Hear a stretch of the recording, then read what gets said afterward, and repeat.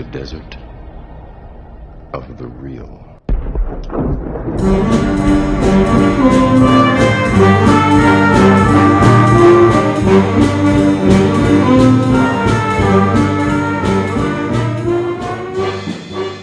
Welcome to the Desert of the Real.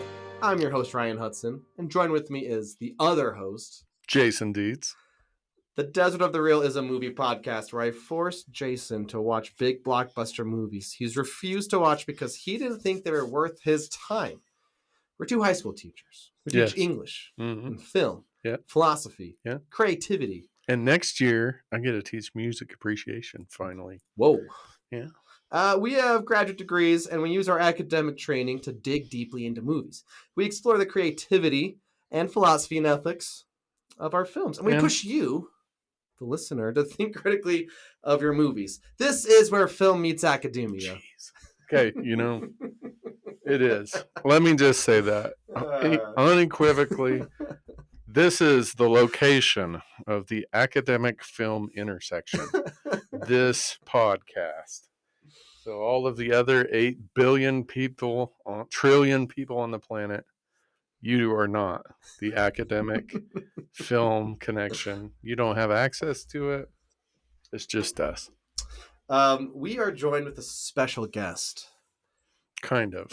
It's not who we said it was in the last episode. And he's also not actually here. He's not here. We're using technology to talk with someone. Wow. Which is normal for most people. It's not a new concept. That's true. It's normal for most people in the upper 1% of the world's population. Would you like to introduce yourself today?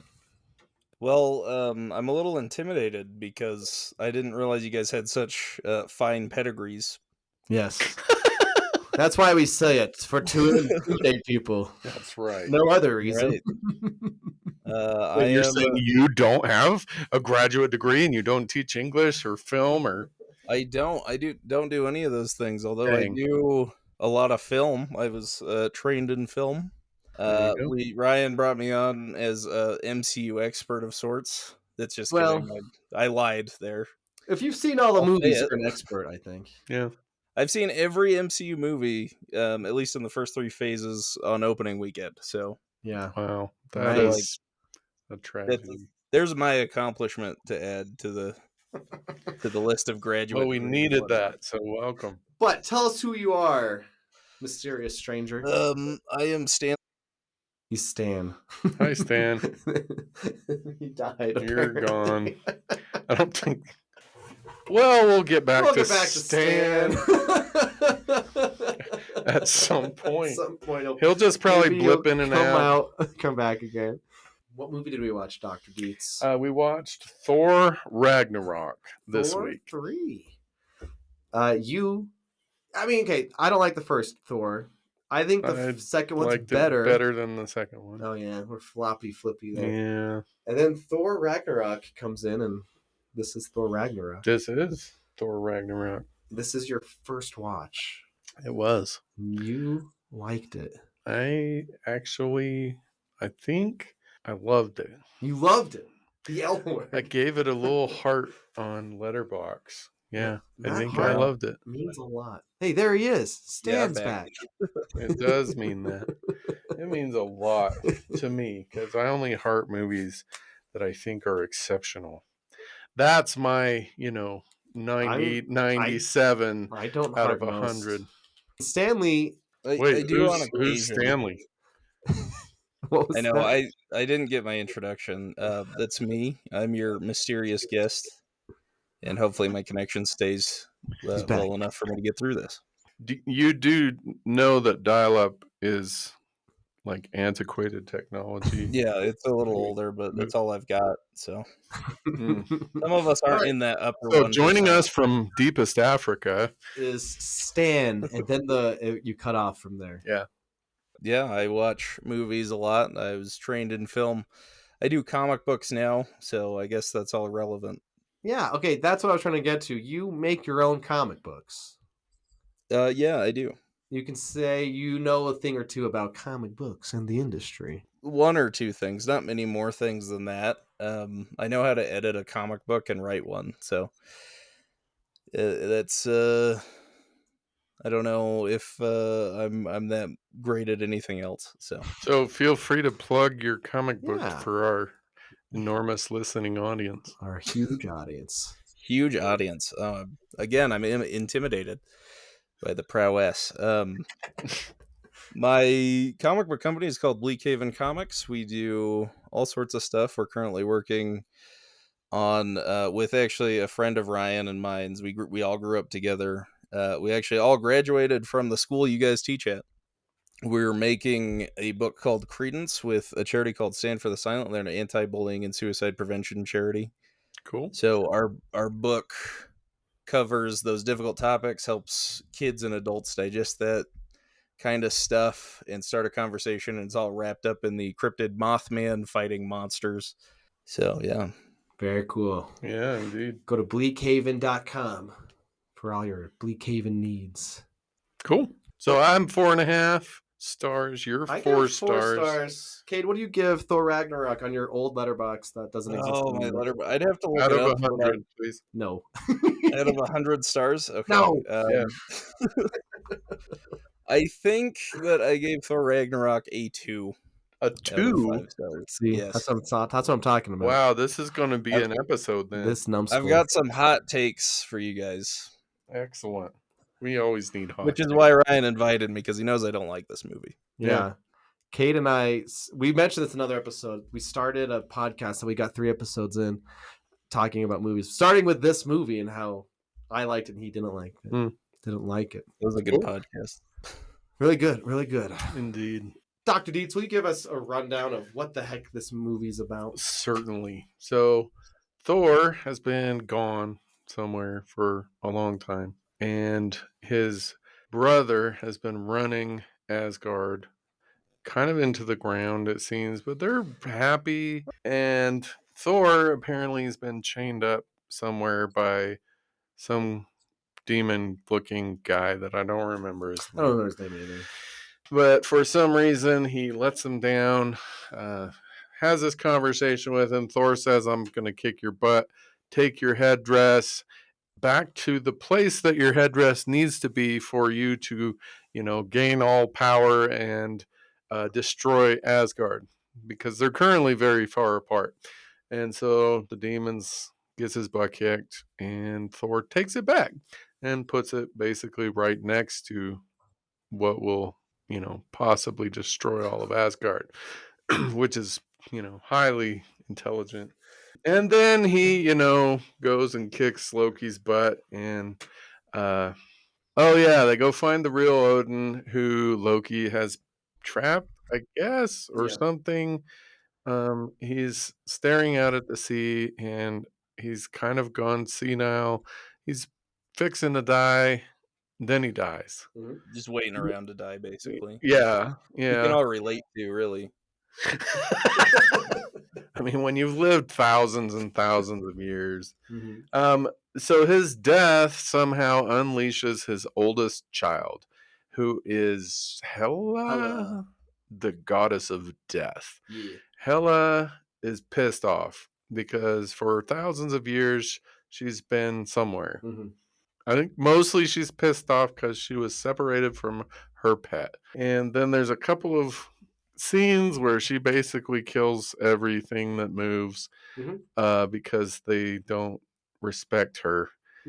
Knocks them out of the light beam, and they land on a planet where Jeff Goldblum lives and is running the planet. Yeah. Basically, the planet is a hedonistic planet where everyone's just having pleasure, and that's basically the point of life there. Thor gets captured, and the guy wants to use him to be a gladiator, basically, and he's going to send him in to fight his undefeated gladiator friend.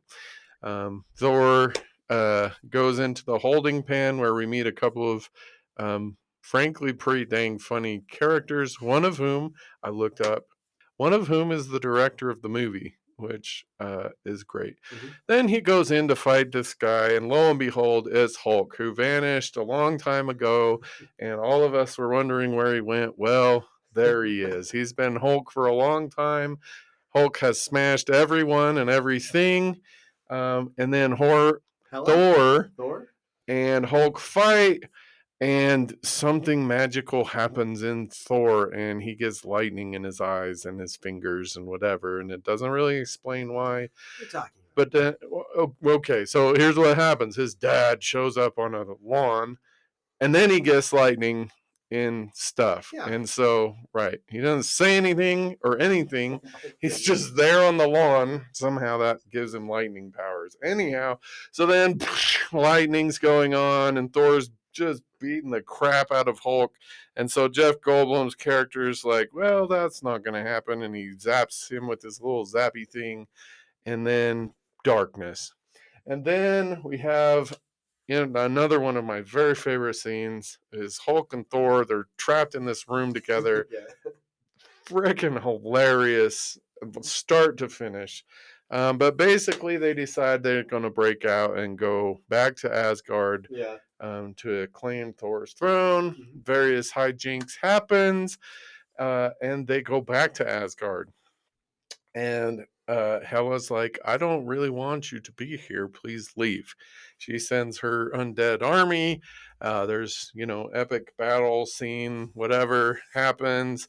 And Hulk has now returned to being Bruce Banner. And so there's battle going on, whatever. It's hopeless because how are you going to defeat the goddess of death? Well, here's how. You remember way back at the very start of the movie when Thor very wisely took the helmet and put it right next to the eternal flame that would conjure up this enormous demon? Well, serendipitously, Loki is able to get past all of Hela's armies and all of everything. He sticks the helmet in the thing. Asgard is now destroyed. Hela's pretty pissed because she was looking forward to moving in. Now it's gone, and they head back to Earth. So Loki, all of the Asgardians that loaded up onto the ship, was like the 5th time we've loaded a whole bunch of freaking civilians onto a ship to take them somewhere. Anyhow, this is a movie you like. Right. Anyhow, they happen to get them all onto the ship just in time, and off they go to Earth. The end.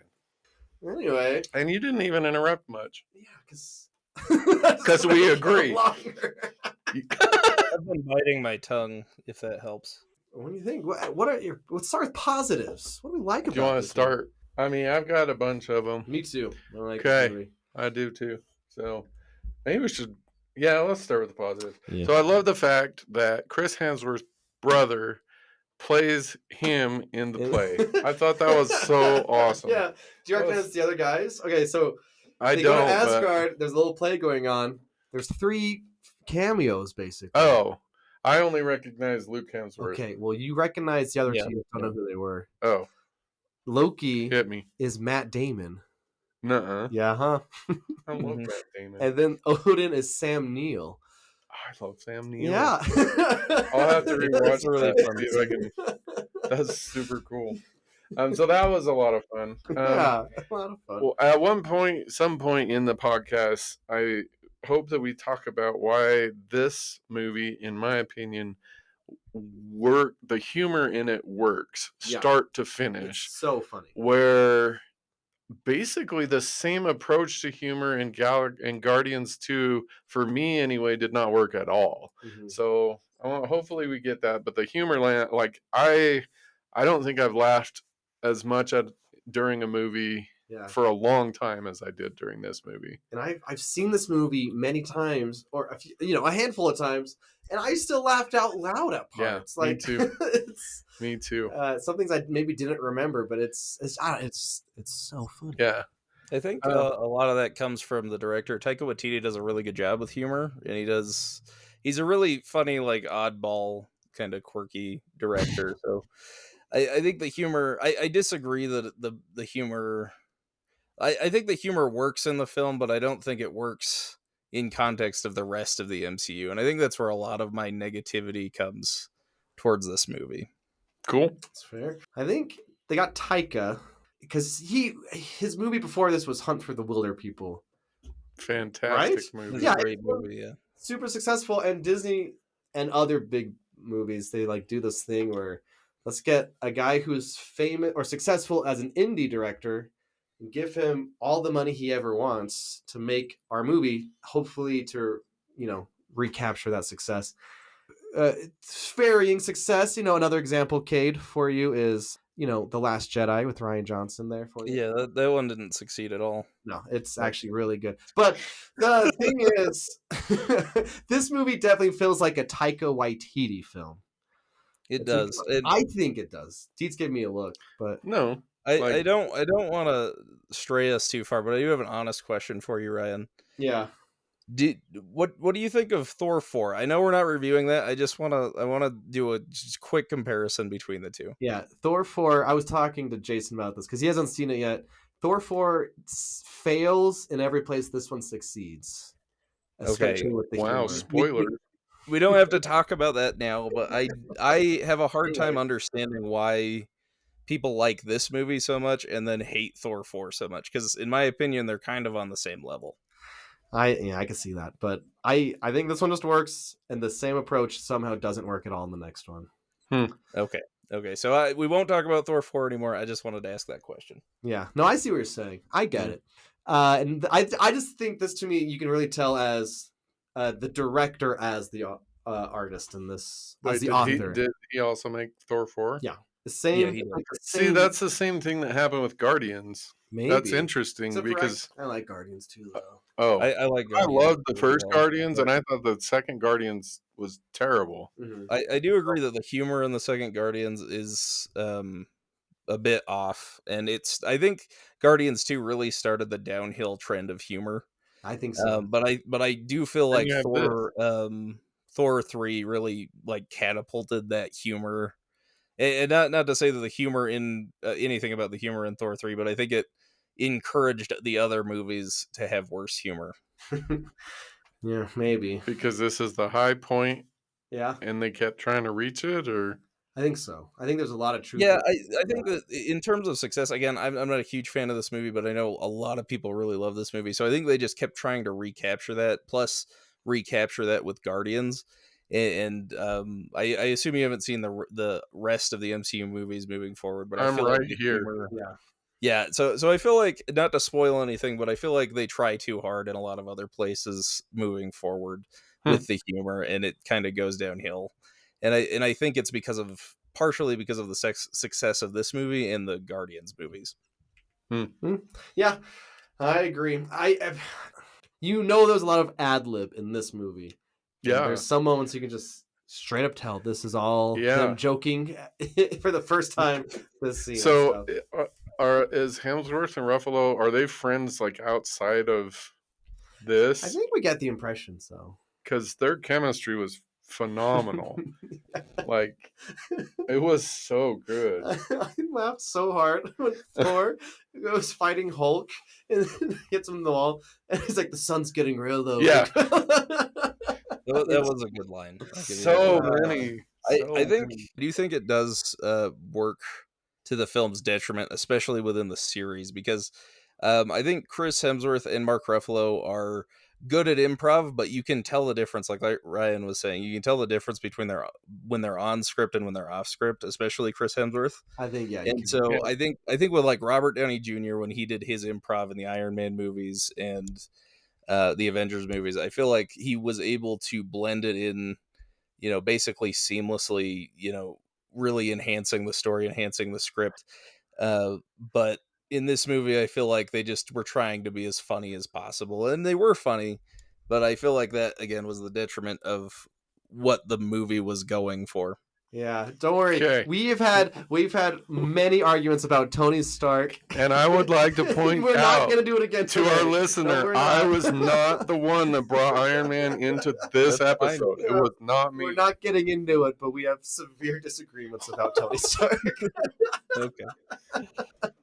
Great. So Tony Stark is like what you apparently think of Ragnarok times 10. I hate Tony Stark. Just ignore that, Kate. I don't mind. I think that's an interesting point of view. Yeah, I wanted to talk about the acting specifically.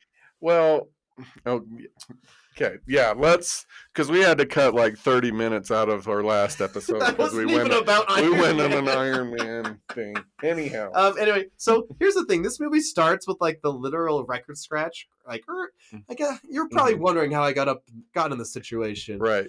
But I think it works in this movie. Yeah. I mean, they kind of play it off. He's talking to like a skeleton here.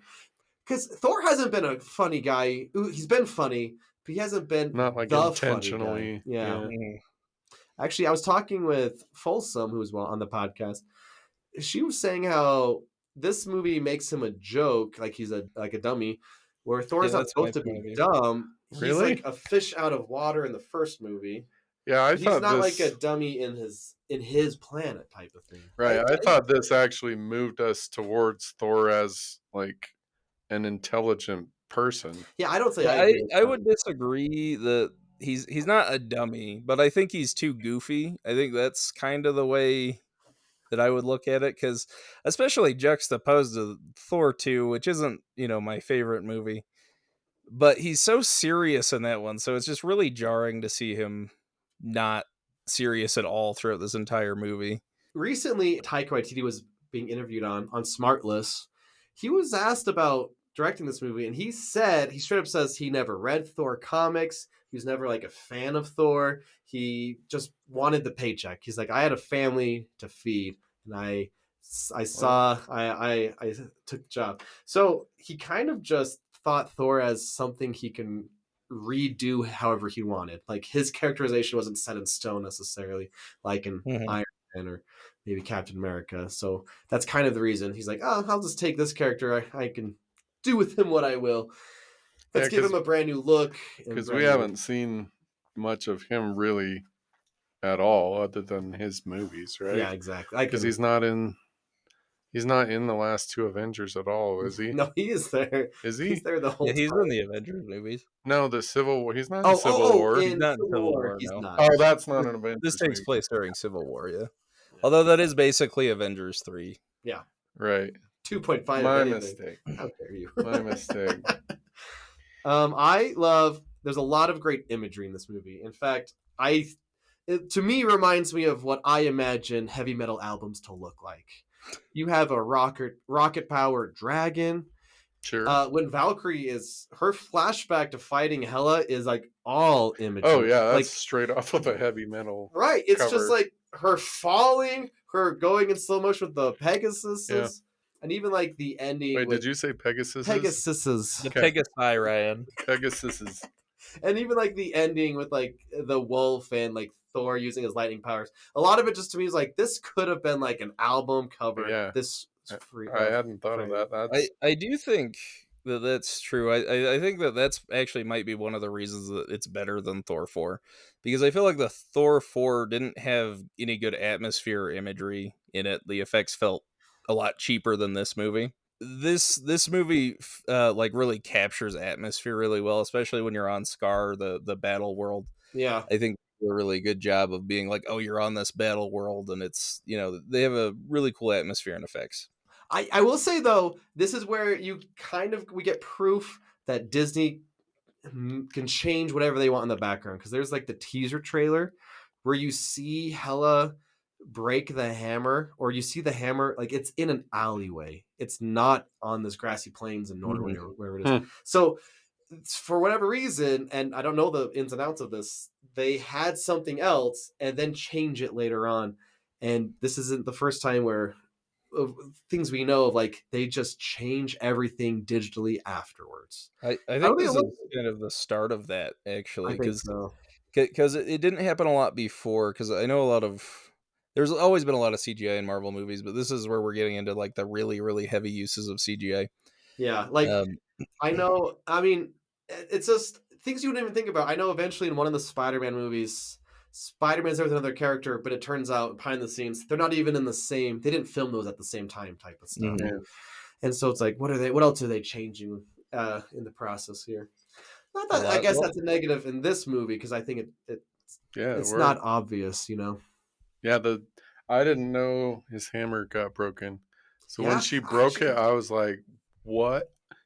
Holy crap! That's so that my was favorite thing in this movie. yeah. Thor that was is forced to not have his best weapon. He got grow up. Yeah, so that was. I think that's when I was like, wow, this movie is not afraid to break things, like to make permanent changes. Does he get his hammer back?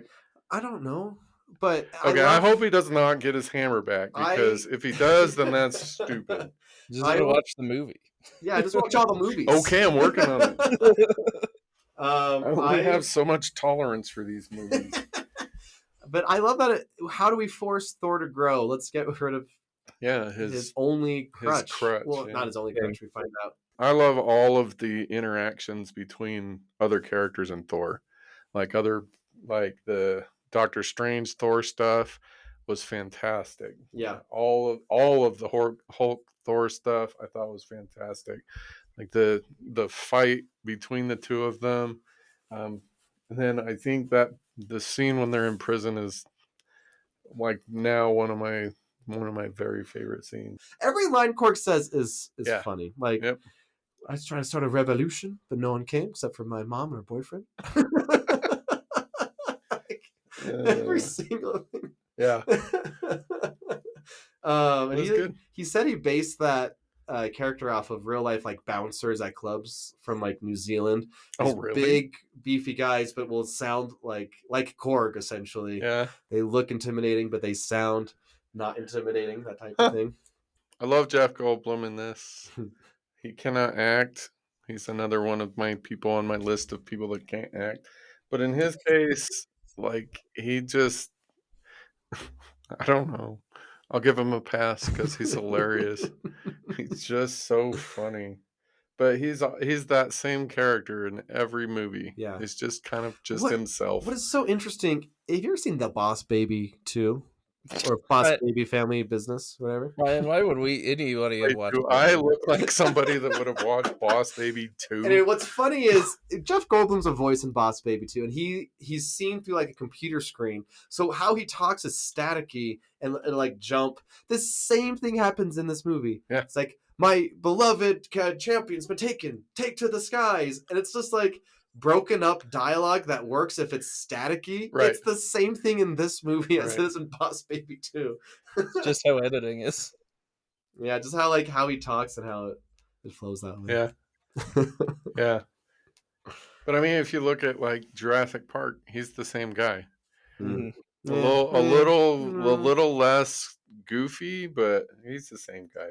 But I don't mind him as much as I mind like One Eye, whatever his name is, Nick Fury guy. What is his name? You don't like Samuel L. Jackson? No, not that's at all. surprising. Is it though? Have you been listening to the podcast? Yeah, apparently somebody has not listened to any. Listening to the podcast. I haven't been. I'll be completely transparent. Well, I've been meaning to. Torture. I also think Robert Downey Jr. can't act. So there you go. Yeah, but we're moving past it. Let's brush it up. Let's keep going forward. Chris Hemsworth is so good at comedic timing. Yeah. And just how he says things. It's like, I've never flown a spaceship before, and Chris Hemsworth like, use one of your PhDs. Yeah. Yes, so funny. It's just I don't know. And like the thing we were talking about earlier, it's like, he's so tricksy. He turned into a snake, and he knows I like snakes. I picked it up, goes, boo! And I go, and he stabbed me. It's just, I don't know how. It's so It is perfect. Yeah, I agree. This is the first one I got done with, and I'm like, I think I want to watch that again right now. That's awesome. That's the first. Yeah, it was so good. Oh, did you know, Kate? Did you know this? That we know each other. He's a friend from work. Yeah, wait. I know what you're gonna say. A kid came up with that on set. Yeah. I did. Oh, really? This kid won like the day of being on a Marvel set because he had like, I think it might have been like what's it called with like cancer? I think it's a Make-A-Wish or something. Yeah, like a Make-A-Wish thing, and he came up with that joke. Oh, that's awesome. Oh, did you know Hulk was in this movie? No. Ah, man, I literally knew nothing about this movie. I'm so jealous that you didn't know that. I was super happy when he's finally back because I love Hulk. Because Hulk's great. I wish somehow trailers could have not have shown that. And this was when I started not watching the trailers for these movies because I just wanted the full experience, the first time. But it must have been such a surprise. Yeah. And this is because there's all this build up to this champion who's killed everybody and squashed everybody. And the answer is better than you could have imagined. Yeah, it was so good. And this is probably closest we'll get to Planet Hulk, right, Kate? Yeah, so actually, an interesting fact about this movie is Universal technically, I don't know if they still do, but they had the rights still to just a Hulk movie. So Marvel, he was basically on loan to Marvel. So rather than doing a Hulk movie, they just kind of made a Thor Hulk movie. Mm-hmm. And this is Planet Hulk. And actually, this is a big reason I'm not as big of a fan of this as well, because Planet Hulk is a really, really cool just story. There's actually an animated movie that does a really good job with it. It has Korg and Meek in it, the little alien guy Korg carries around. Yeah. But the difference is, like, they're actual characters. They're not just punchlines. So they, like, it not to say it's like dark and gritty, but there's like weight and seriousness to it. Like they're slaves on a battle world, and Korg makes jokes about revolution and stuff, but in the Planet Hulk, he's actually mercenary type who got caught up in here, and he's trying to survive. I don't feel like these characters are trying to survive this horrific situation in the film. Yeah, I didn't get that either. No. I thought they were just like the people in charge, like the doorman or something for the, okay, welcome, and off you go. Do you want what does he call it? Like a Triton? No, like oh, that's only good do you want this wooden fork? Killing vampires. That was hilarious because he did that because of What We Do in the Shadows. I'm almost positive. Probably. Yeah, that is a great movie as well. I'm almost positive. So my last positive is this.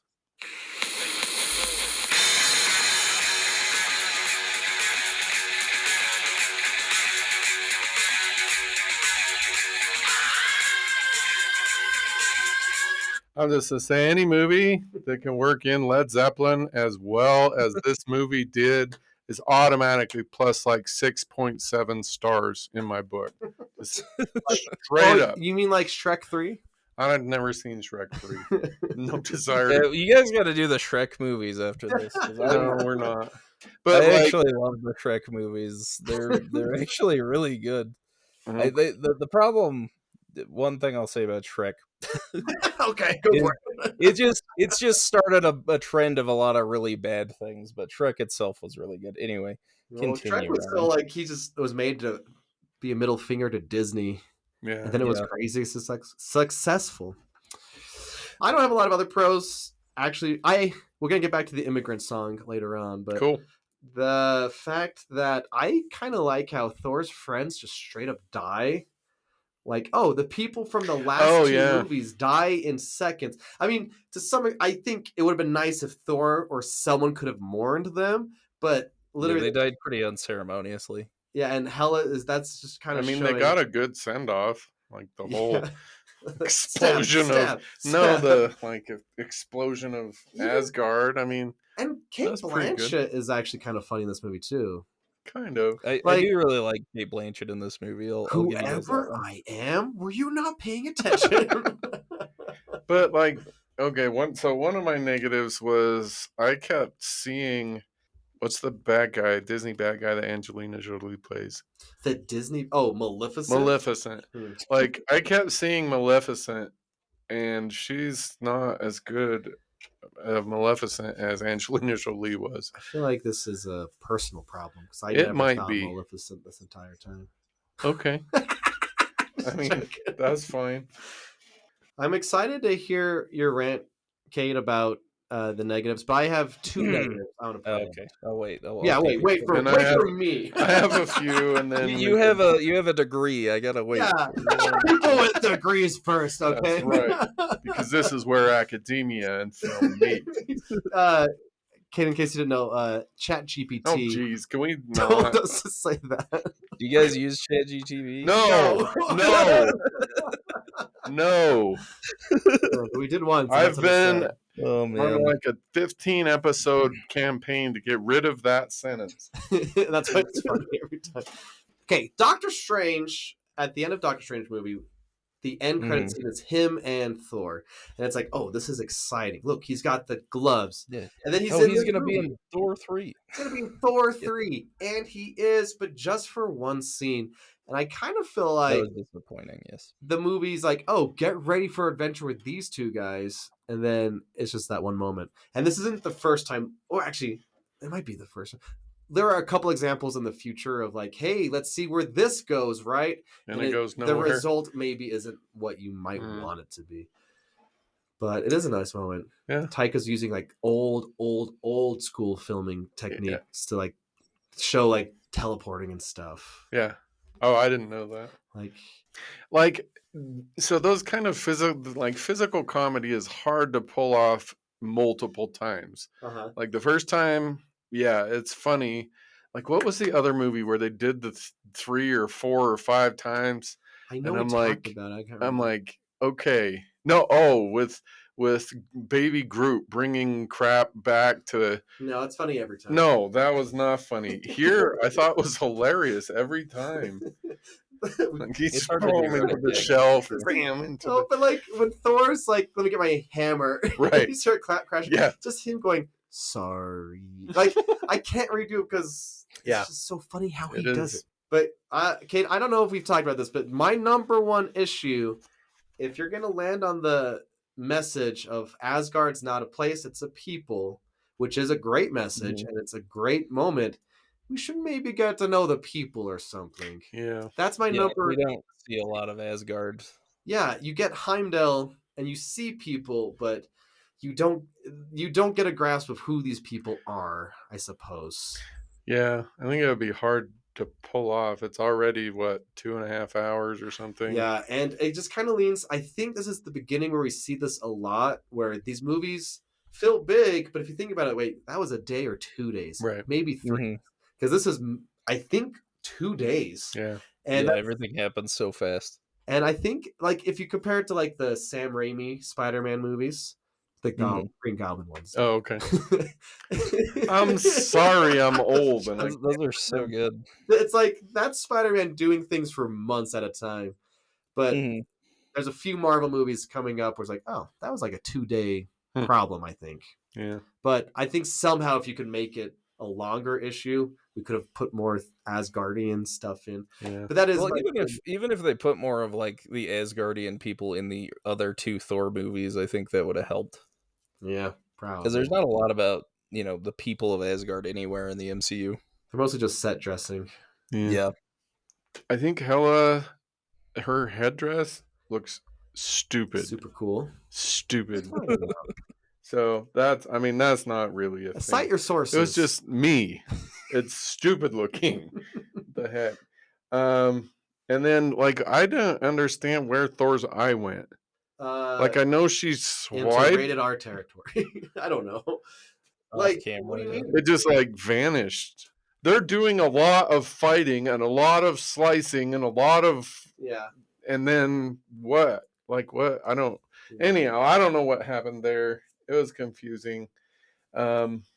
We again have the unclear boundaries of powers that comes up, which apparently is just never going to go away. Yeah, and so that's okay. What hurts them? Nothing really. Right, nothing really. So why are we watching this fight? Because nothing happens and then he loses an eye. Yeah. Like what? That's what we were talking about last week. It's like, what will they give up? What will they lose? In this case, Thor loses an eye. But it doesn't make sense. Asgard. Okay, losing Asgard makes sense. The eye thing does not make sense. I disagree. Okay, well, that's fine. So those are all nitpicks. My 2 really only reasons why I didn't give this 5 stars is they are just like, Bruce Banner is not a moron. He's freaking genius.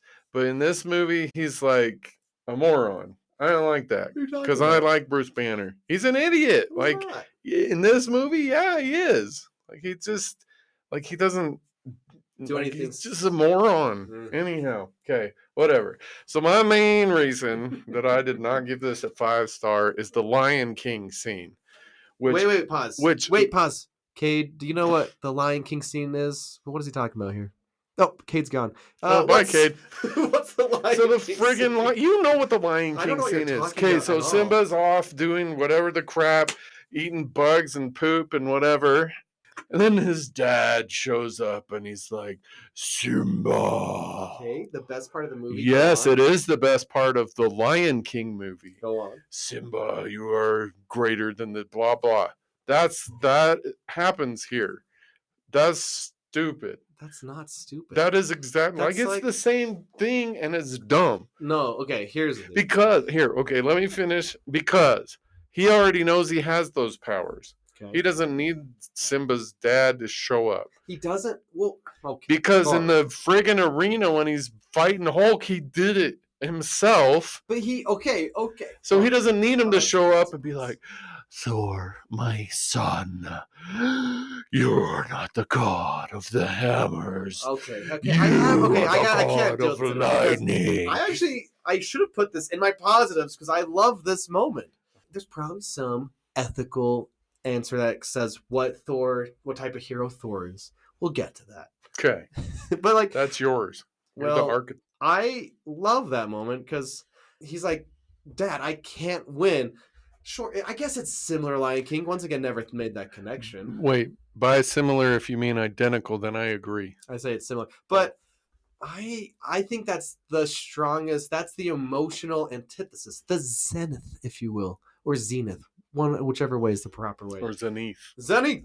The denouement relies on this. But are you the god of hammers? No. He's literally like, this is who you are, and you need to live this way. And he gets reborn. Remember the hero's journey? This is him resurrected. Okay.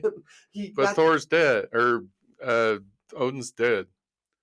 Okay, I don't know. You don't know. You know Norse mythology. You know Norse magic.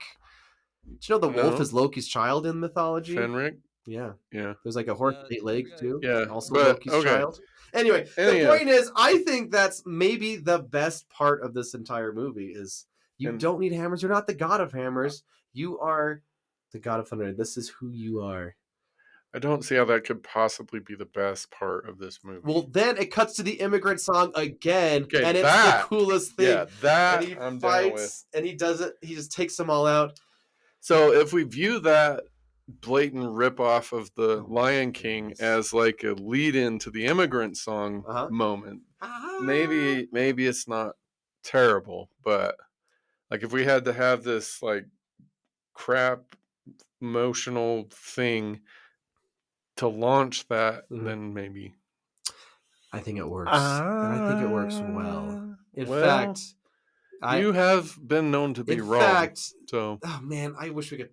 Why don't you know all these movies already? There's another moment in a movie later on that I think kind of messes stuff up. That whatevs, we'll get there.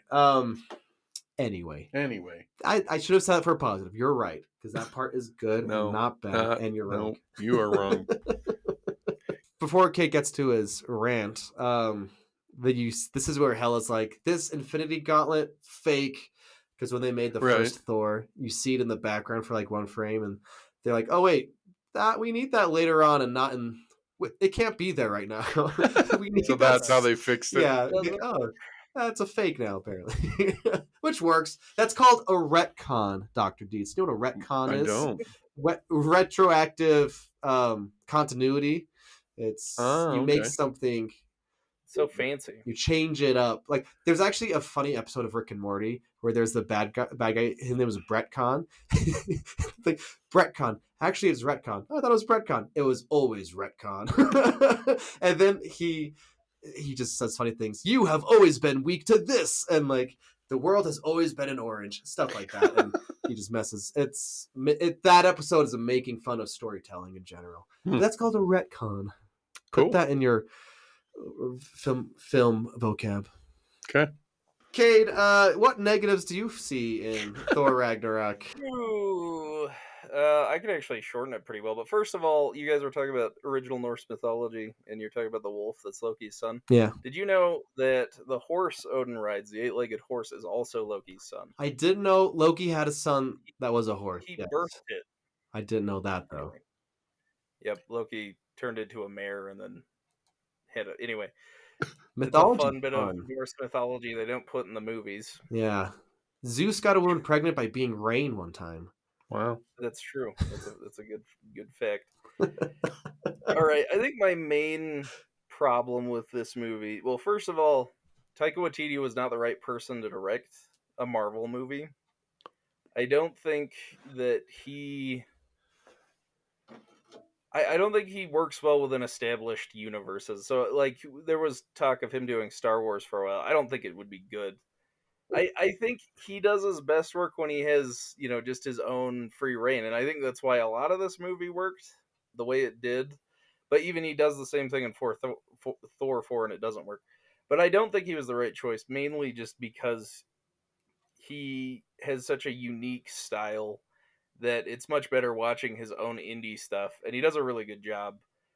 And then that leads me into kind of a question as to why my least favorite part of this movie exists, because Taika Waititi actually does a really good job of this in his own movies, but he doesn't put any, or I guess I shouldn't just blame him, the movie doesn't have any breathing room. So we've been talking about how this stuff happens. Thor loses his hammer, Odin dies, he loses his home.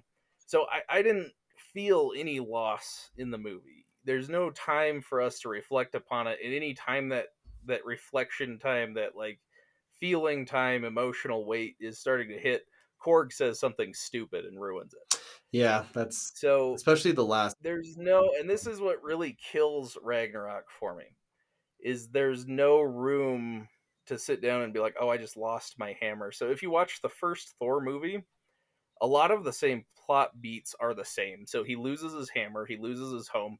Loki tells him that Odin is dead. And so he essentially loses all the same things in the first Thor movie.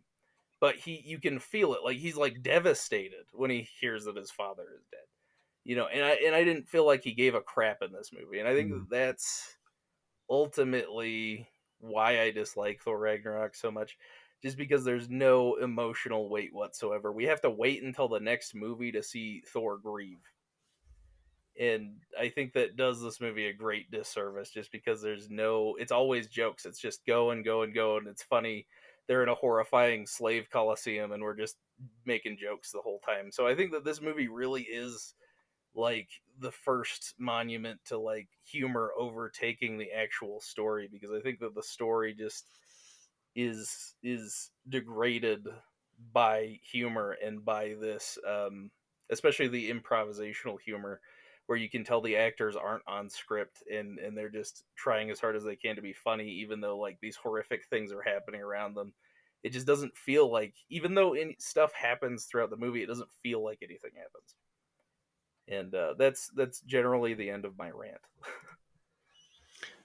Well, again, I mean, yeah, that's fair, but like this is over 2 days, 2 day space of time, right?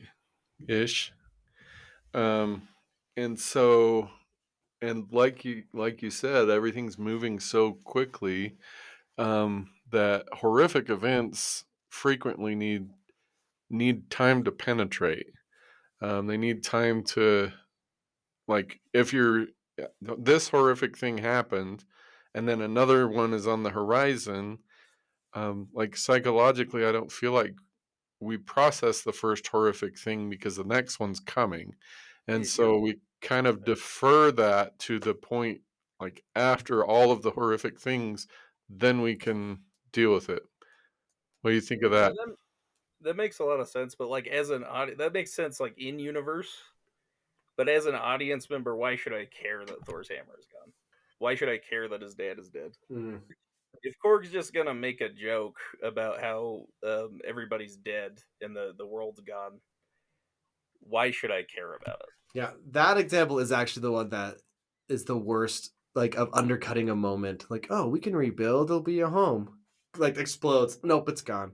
That should have been a more somber moment. I agree. Yeah, that I agree too. There is, Kate, you reminded me, well, it's something this movie doesn't use. There's this bit of Japanese philosophy called ma, which is all about like this a break or a pause or like the space between edges or something. And I heard it explained in the movie Spirited Away. There's this moment in Spirited Away where they're just on the bus. No one talks. There's just music and images. They're just sitting, not the bus, the train. They're sitting on the train and the character's reflecting. And whether we realize it or not, it forces us to reflect too, because there's nothing to listen to, just to see. And maybe we're thinking about what they might be thinking about the movie. But I guess that's what's you're saying isn't there. It's just moments in between these bigger moments. There's no like balance to it. Like it's like a roller coaster, right? Like a film should be like a roller coaster. How there's ups and downs, twists and turns, and all that kind of stuff. I feel like movies, and this isn't just Thor Ragnarok. You can have a really depressing movie the whole way through and have no moments of levity. And I feel like Thor Ragnarok is the opposite of that. We need some downs rather than just being up the whole time. Yeah. I think there's one moment where it attempts to be sentimental, and it's a moment I like, where they're on the elevator, and it's not long, but Loki and Thor are just talking, right? And they're like, you're just gonna lock me up or whatever.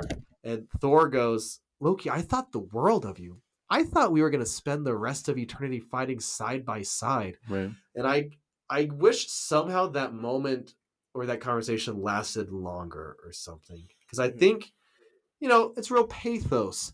Right. But I'm not sure I agree that there aren't moments. Like that whole scene, like my favorite scene, I feel like is a down moment. It's still funny, like with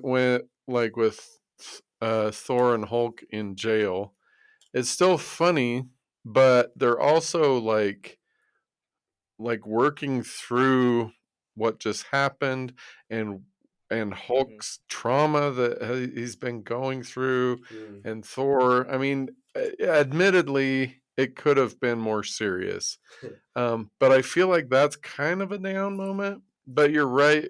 In overall, this is a high octane, like one thing after the other, and the only way they deal with it for the most part is humor. So that could work, and I don't think that like. I'm also coming from the point where I like the MCU as a whole, so I'm a very involved in like the overarching stuff.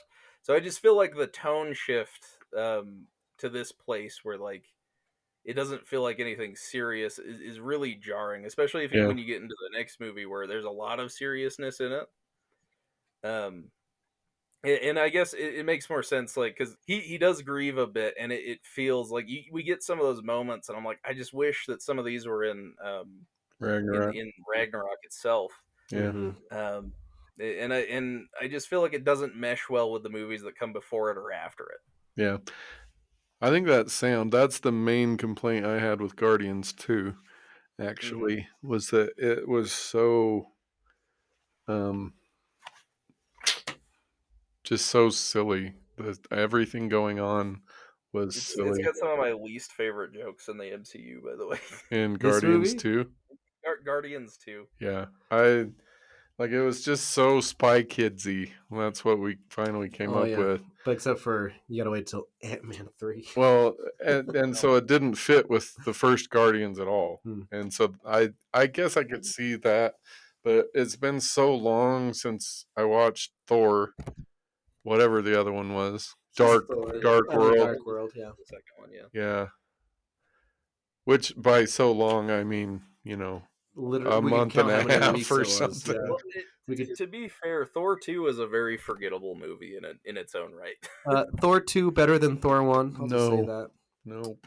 No, I think my personal opinion is that the Thor movies, I don't know, I kind of put Thor 3 is probably the best after Thor, the first Thor, but I don't like the second one or the fourth one very much. I don't like or this one. Thor movies. Yeah, you don't like any of them. It sounds like. I like the first one a lot. I did like the first one a lot too. It's not my favorite, but I really like Kenneth Branagh, the director of that one. I think he did a really good job. Yeah, Kenneth Branagh. Okay, we move on to a segment of our podcast. It actually varies which one goes first. We have the philosophy of the real, the ethics of the real, the film studies of the real, and today we have media literacy of the real. We should always have media literacy. Well, it's here today, okay? Okay, it's about time. Enjoy it while it lasts. Kate, so if you want to make up a new something of the real, go for it. A couple things for film studies of the real. I literally can't remember if we've talked about this, maybe, but there is a literal Chekhov's gun in this movie. Carl Urban, he plays Scourge. He's like, these are my guns. Des and Troy. Right. Together they destroy. And then at the end of the movie, he's shooting the guns. That's like a literal Chekhov's gun. Brought it in. You gotta shoot. Well, even the guy at the beginning of the movie, like I don't know his name, the demon thing with his head and stuff, like that's a Chekhov's gun too. Yeah, I think that's a really good one. And I think movies feel more rewarding if it makes the audience think they're smart. You know, it's like, oh, how are we going to do this? And if people can put together, they have the thing in the vault with the flame thing. And if an audience can like put that together before a movie, I think it can be successful and like, oh, that's what we do. I'm smart, Yeah. you know, because I don't think the movie's, like you said, you didn't like it, but I don't know if it's hiding the fact that we need to know that information. But if you call it ahead of time, like, oh yeah, right, it's seeded. That's always fun. Yeah, that was my main complaint with a lot of the early MCU is they're doing things that weren't seeded. They weren't planted. They're not prepared for. They're always, here's God, he's showing up to fix this thing. So in this movie, I felt like it was pretty heavy-handed, but apparently it wasn't for you. So I don't know. The other thing I was going to say for film studies of the real, there's a video, I think Variety does it. They get directors to like break down specific scenes where they like show it, pause it, and like draw lines and stuff. It was the elevator scene where they go out like, let's do Get Help. No, I don't want to do Get Help. But Loki is on Thor's right hand, like, get help, we need help.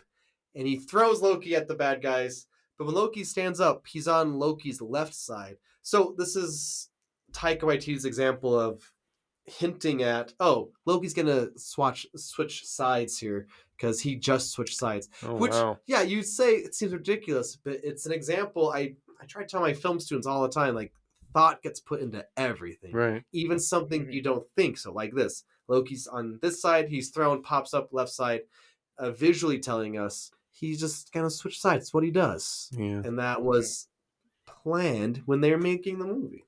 That's cool. But I like it when Thor gets thrown around by Hulk and Loki's like, that's how it feels. Yeah, that was hilarious. That was funny. Cool. Philosophy of the real. This is, I think, our first introduction to what is called hedonism.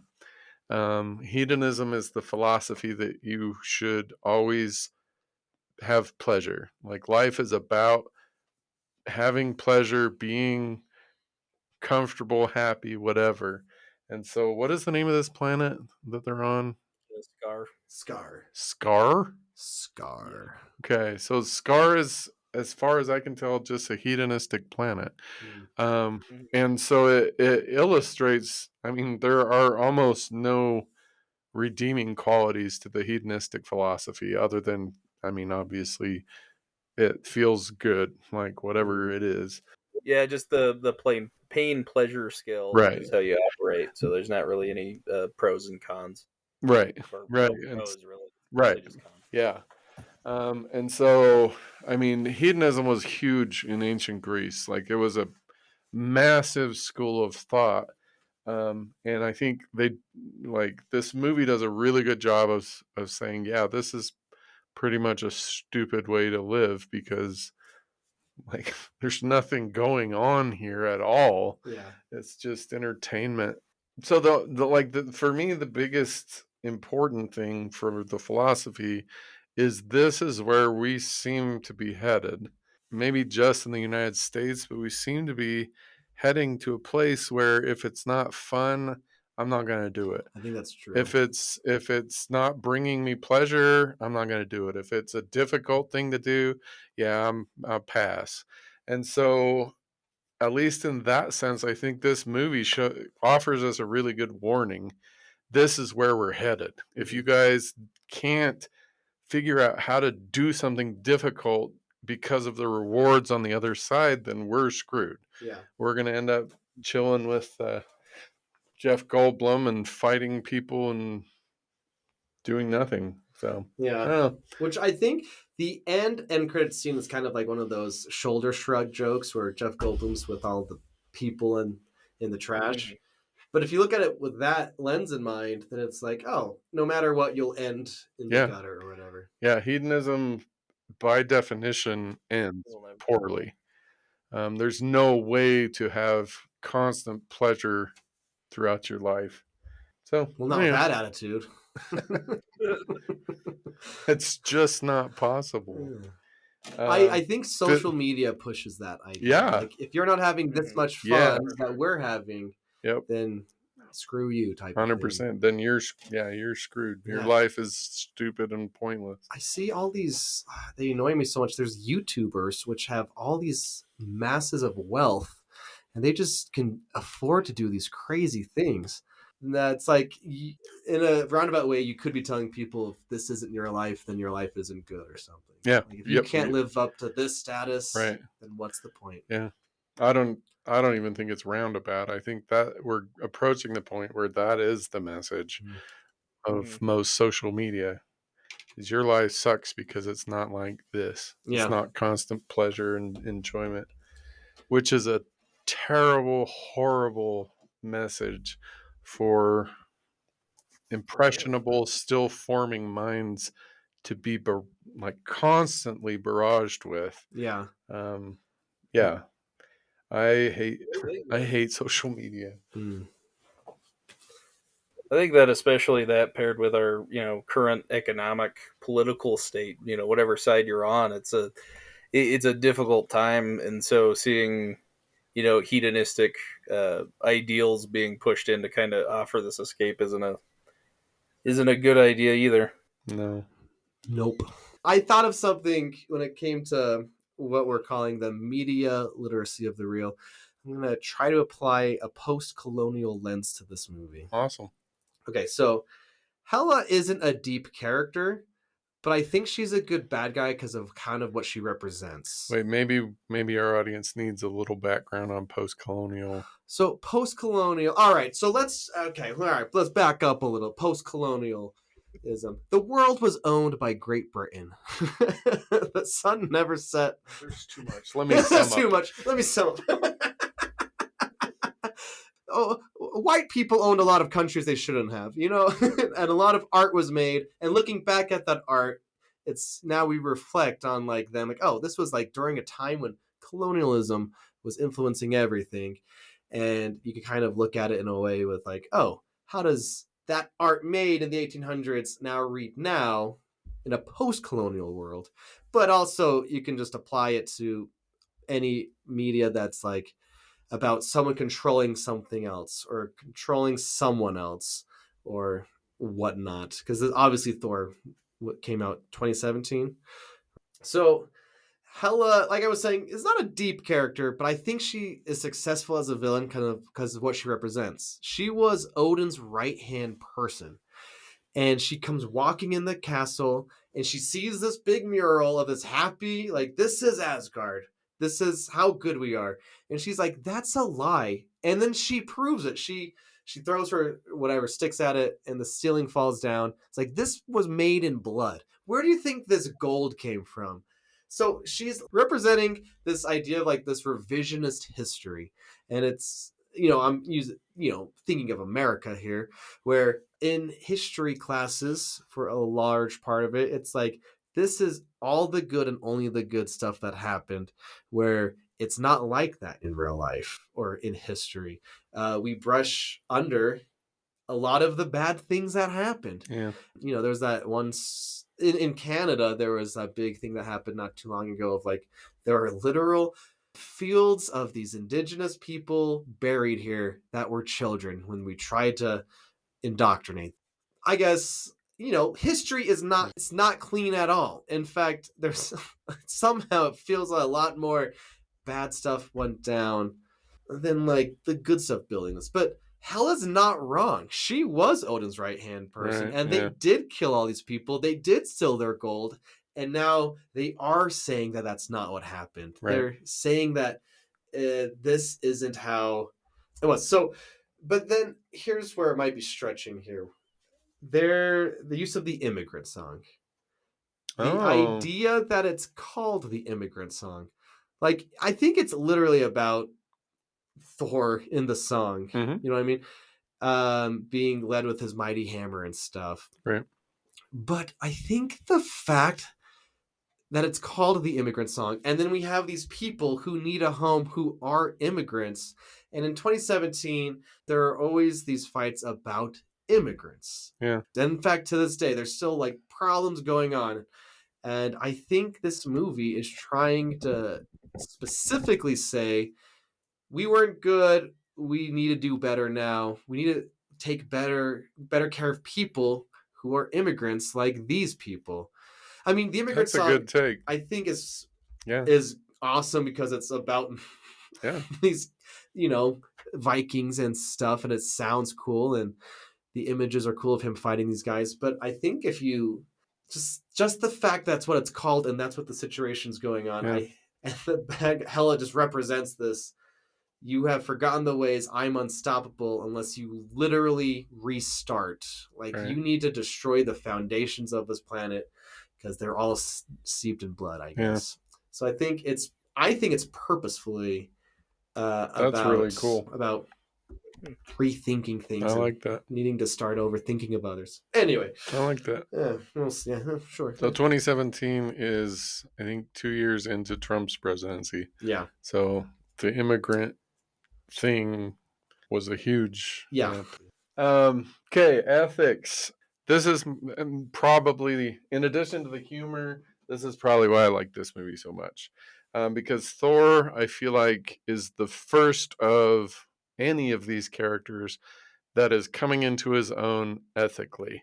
So a truly well-formed, ethical individual is not any one school of ethics. Mm-hmm. It's a rounded set. We're not slavishly obedient to any one of these, and I think we see that here in Thor Ragnarok. So we've got rule-bound, loyalist, prudent, and utilitarian ethics. We've covered all of those in previous episodes and illustrated the strengths and weaknesses. This is the first time I feel like a character illustrates this is where this works well and doesn't. So like rule-bound ethics is, what is the rule? I will follow it because it's a rule. Mm-hmm. And Thor does follow a number of rules, except for when he thinks they're dumb, and then he breaks the rules. Yeah. That's a mature approach to rule-bound ethics. Loyalist ethics. I think this movie like shines in terms of loyalist ethics because Thor moves through a bunch of different groups in this movie. So he's, with Hulk and the Valkyrie. He moves into, he's with his original friend group, whatever. And it's very easy when you're following loyalist ethics to be like, this is my group, period. Mm-hmm. And whatever this group needs, I will do. But in here, he's matured enough that his sense of this is the group I need to be loyal to, it shifts, evolves, grows, and includes like different people at different points in the movie, which I think, again, loyalist ethics at its finest needs to be able to do. My group can't be a closed group, because if it's a closed group, then you're going to do things to other people in the name of your closed group that are horrible. Mm-hmm. And so Thor, I feel like, is maturing or matured as a loyalist ethicist. Prudent ethics is about, how is this going to affect me? Mm-hmm. Which is, I mean, it's good for taking care of yourself, but, we can see the obvious limitations to how is this going to affect me? I'm only in it for myself. Thor's a prudent ethicist in this movie until a sacrifice is needed. And in prudent ethics, that frequently does not happen. I would never sacrifice myself for this random stranger in a prudent ethics if that's how I was driven. Yeah. And so Thor makes repeated sacrifices in this movie because it's needed. He's the only one that can do it. He's the only one that can make that sacrifice. And then again, we have utilitarian ethics, which is the idea that whatever's best for the most number of people is what we should do. In this case, there's a really cool moment where Thor and Loki, I think, are on the bridge talking, and they're like, we can't beat her. There's what are we going to do in order to save the most number of people? And they decide to blow up Asgard. Right. That is a completely utilitarian ethics decision. Best for the most number of people. Do I want to blow up my home and all this beautiful crap? No. If I were driven by purely prudent ethics, I would say no. I guess these people are going to have to die so I can keep what I want, but that's not what he does. And so I think from an ethical standpoint, Thor in this movie is our first well-rounded ethical individual. And so that's kind of why I disagree with Cody or Stanley? Stanley. But you keep calling him Cody. No, I call him Cade. Cade. Yeah. Ryan knows me as Cade. So this is kind of the core of why I disagree with Cade in terms of this movie not working because of the humor, because I feel like the ethics of it offsets that. So the serious place of this movie in my reading of it is the ethical evolution of Thor, which is offset by the humor. But and then Hela's straight up Darwinian. The end. Yeah. Darwinian ethics sucks because everyone dies. So yeah. I don't know. So yeah, that's ethics. Yeah. Cool. Subversion of expectation. Yeah, I thought that was really cool. I think that's awesome, Dr. Dietz. So do you have a response? Okay. Yeah, okay. Or Stanley, what do you think? Being so unscholarly. Oh my. Oh my. No, I think you guys got some really good points. I think that makes a lot of sense, your ethics and the way that they come together in this movie. That's a really interesting view I haven't thought of before. I still disagree just in that it makes up for the movie, just because I feel like this movie doesn't carry a lot of weight. But if anything, you've made me see how it's better than Thor 4. Okay. I'll take that.